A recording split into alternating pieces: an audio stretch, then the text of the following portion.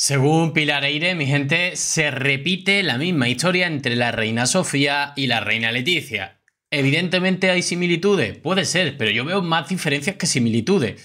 Fijaros que la reina Sofía es una reina que prácticamente ha estado como a las espaldas, muy a las espaldas del rey Juan Carlos, mientras que la reina Leticia desde un principio se le ha dado bastante voz. Sí que es verdad que se dedicaba a la comunicación, que eso hace que tenga muy buenos discursos, que sepa presentarse muy bien al público y que tenga mucho decoro y es políticamente correcta, porque ya lo era cuando estaba en televisión española, pero, hombre, para mí la historia se repite. ¿A qué se está refiriendo Pilar Eire exactamente con que la historia se repite? Bueno, pues vamos a ver un vídeo de hemeroteca bastante interesante que bueno, comparaba un poco al reinado como consorte de Sofía con respecto a la reina Leticia. Vamos a ello. Hola amigos, ¿qué tal? Bueno, creo que a la luz de los últimos acontecimientos podemos decir que Leticia se lleva mal con su suegra y con su familia política en general. Es algo muy corriente, bastante corriente en las familias, no tiene por qué sorprendernos. Es más, lo mismo le ocurrió a doña Sofía. Doña Sofía se llevaba muy mal con su familia política y tenemos ejemplos de desencuentros y de desprecios y de ninguneos y de mucho sufrimiento también en aquellos años jóvenes cuando Sofía vino a vivir a España y trató de acoplarse, ¿no?, a las dos realidades que había en aquel momento en este país. Recordemos que Juan Carlos y Sofía se casaron muy jóvenes, 22 años. Él estaba viviendo en España, era como el heredero de Franco, no se sabía muy bien para qué lo estaba educando Franco, cuando en realidad el heredero, de hecho, de la corona era su padre, era el conde de Barcelona, don Juan de Borbón, que estaba viviendo en Estoril, en el exilio. Franco odiaba a don Juan. Había hecho varias manifestaciones demasiado liberales, como decía él, y realmente luego se supo que nunca había tenido ninguna intención de nombrarlo su sucesor a don Juan, de que algún día fuera el rey de España. Sin embargo, Juan se creía que él sería el sucesor, que sería rey de España cuando se restablecieran las democracias, la democracia en España. De hecho, le llamaban majestad, todos los que le rodeaban, le llamaban el rey y la reina, tanto a él como a su mujer, y ese ambiente, ¿no?, de adulación, ¿no?, que rodea a los reyes, pues era la pequeña corte de Estoril que tenía, que todo el mundo se creía que iba a ser rey.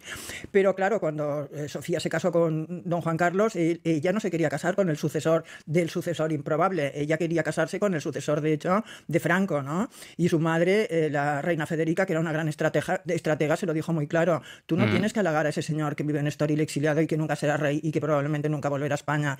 Tú tienes que halagar a la persona en sus manos está tu destino, que es Franco.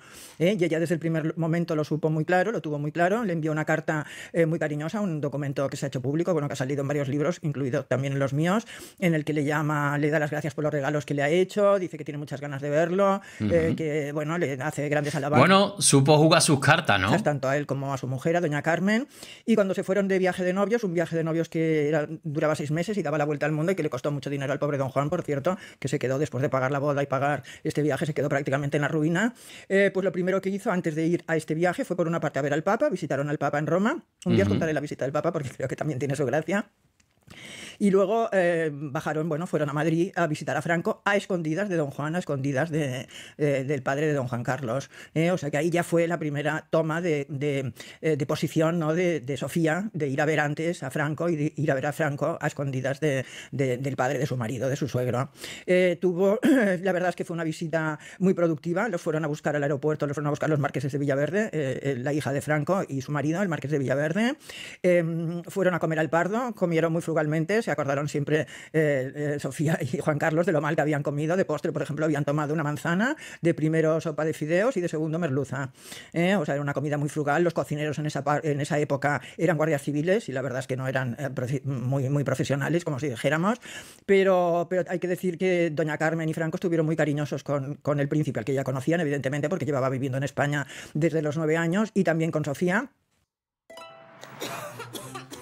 Un segundito, pasamos al anuncio y vamos a ver, bueno, qué similitudes pueden llegar a tener las dos reinas, ¿no? Luego no hablaba nada de español y doña Carmen, que había tenido una institutriz francesa, le dijo que podían hablar en francés si querían. Le enseñó todo el Pardo y ella ya se dedicó a decir: ¡ay, qué gran trabajo ha hecho! Cómo lo ha puesto todo. Todavía no se le había despertado ese lujo por las antigüedades, ¿no?, a doña Carmen, pero bueno, de todas formas estaba bastante apañadito, pero bueno, ella lo ensalzó muchísimo. Sofía dijo: qué maravilla, qué simpáticos, que les gustaría tener muchos hijos y que doña Carmen le ayudara a educarlos. Bueno, en fin, más halagos la pobre ya no pudo hacer. Y después cuando llegaron a Franco, bueno, donde estaba Franco con don Juan Carlos hablando, claro, Juan Carlos cuando los vio aparecer a las dos, las miró como diciendo, bueno, ha estado bien, y Sofía dice así con la cabeza como diciendo, sí, sí, todo ha ido muy bien, porque sabía la gran influencia que doña Carmen tenía en Franco también. Sofía estuvo hablando un ratito con Franco, hablaron de religión también, del brazo de Santa Teresa, ella todo asentía.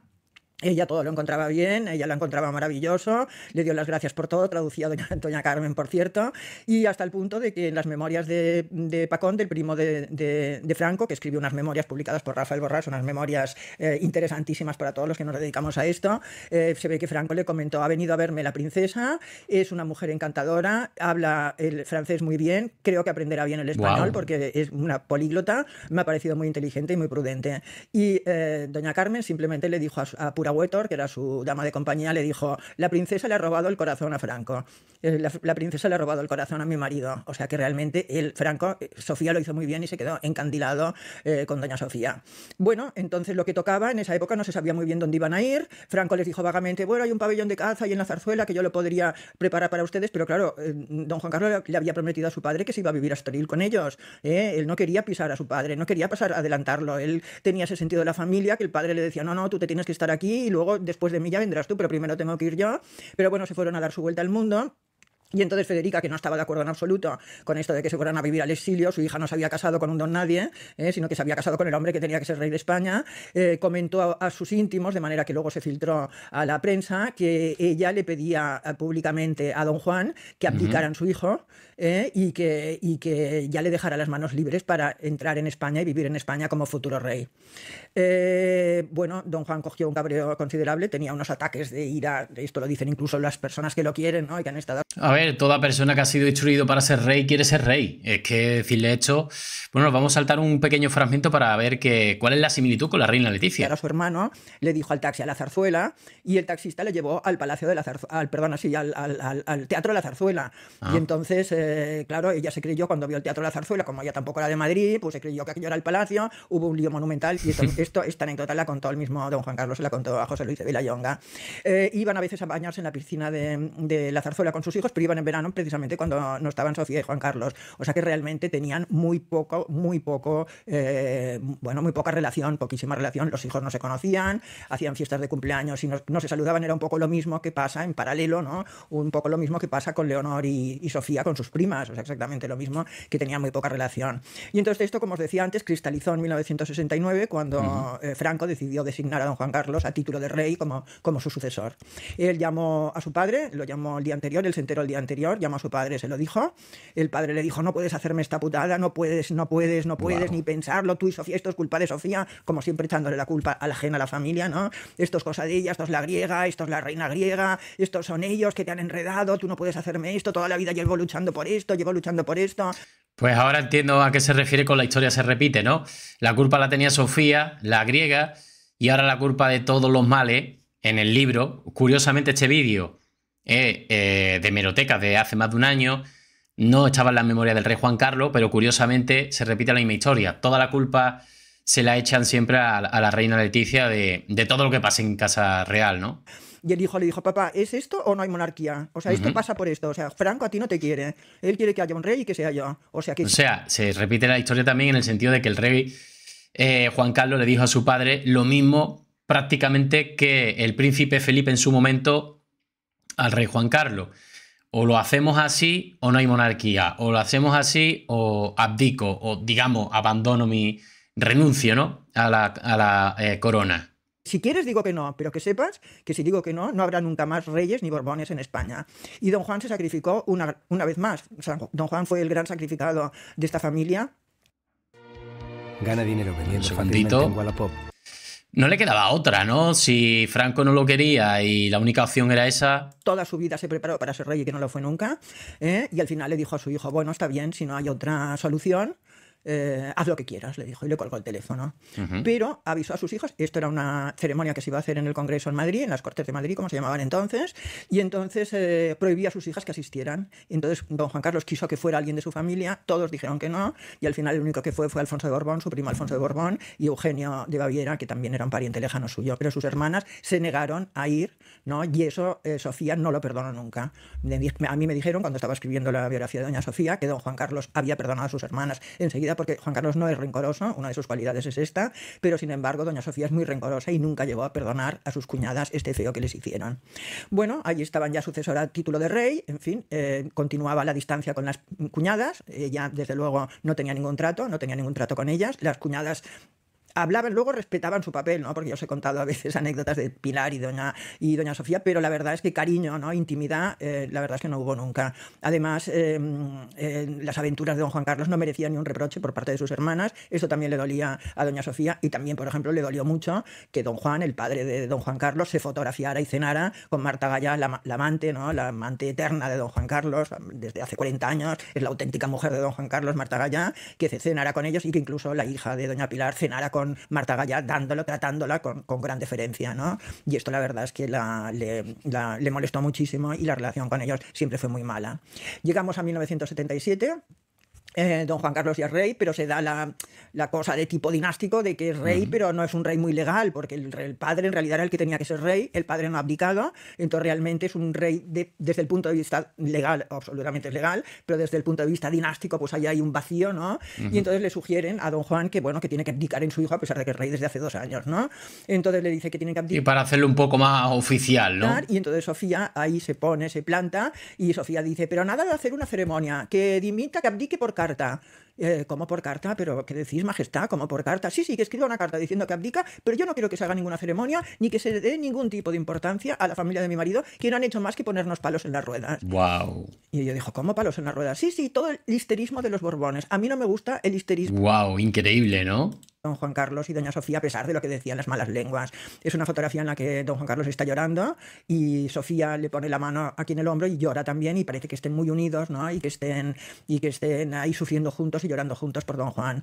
Pero si veis las imágenes en movimiento, creo que os contarán otra historia distinta, porque ese instante dura un segundo, ¿eh? Doña Sofía le pone la mano a su marido en el hombro. Yo creo que don Juan Carlos llora también por remordimiento, ¿no? Porque sabe toda la vida de sacrificios que ha hecho su padre. Le pone la mano en el hombro y entonces don Juan... Bueno, a ver, es un cúmulo de emoción. Entiendo también que se hace rey oficial y que no hay marcha atrás y, bueno, son sentimientos encontrados, don ¿no? Juan Carlos no es que se la quite de encima, pero hace un gesto así y doña Sofía se ve obligada como a irse hacia atrás, ¿no? La cobra, y a mí, le hizo la yo eso cobra. lo interpreto, ahora me diréis como decís siempre, pero yo luego miro los vídeos y no veo nada de lo que dices. Bueno, pues yo leo el alma de las personas, por eso me he hecho escritora, ¿no?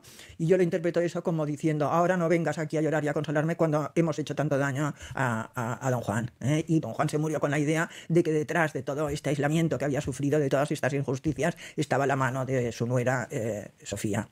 Luego, Wow. en el fin de año del año 2000, que fue un año emblemático para todo el mundo porque cambiábamos de siglo, doña María sobrevivió a su marido pues bastantes años, y en el fin de año ella dijo, quiero que lo pasemos en Lanzarote, en la casa que tenemos en Lanzarote, el fin de año toda la familia solos allí en la isla. Felipe estaba con Eva Sanum en esa época y dijo, quiero romper, que mi nieto rompa con esta chica de una vez, y yo creo que la manera de que rompa también es separarlos, ¿no? En una fecha tan emblemática como el fin de año.